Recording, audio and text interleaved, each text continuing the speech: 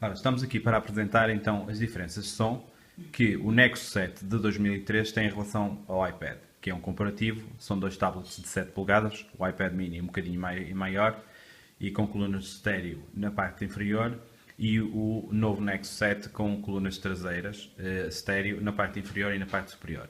Por isso, vamos ver então um vídeo e para podermos ter uma noção do som que um e outro produzem. Vamos primeiro ouvir o iPad no volume máximo.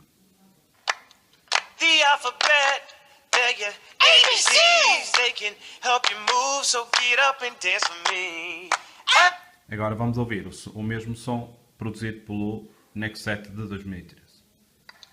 The alphabet, yeah, yeah. ABCs, they can help you move, so get up and dance with me. Hey! O que podemos notar neste caso é que, como as duas colunas do iPad mini estão na parte inferior, quando deitado de costas o som produzido é maior no iPad mini do que porque só temos acesso aqui a uma coluna. Vamos agora virar o dispositivo ao contrário, vamos pôr a tocar. Sounds like a ball. C like a fish station and do the Krabby Crawl.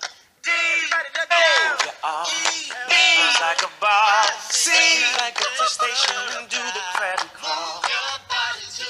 Por isso, no Nexus 7 temos o som a sair pela parte de cima e pela parte de baixo. O estéreo é muito mais envolvente do que no iPad mini, Covered in ice. Shake, everybody jump.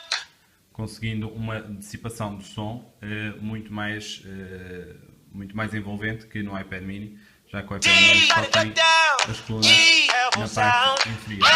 Quando viramos o dispositivo, que não seja diferente para o utilizador, o som começa a ficar mais abafado.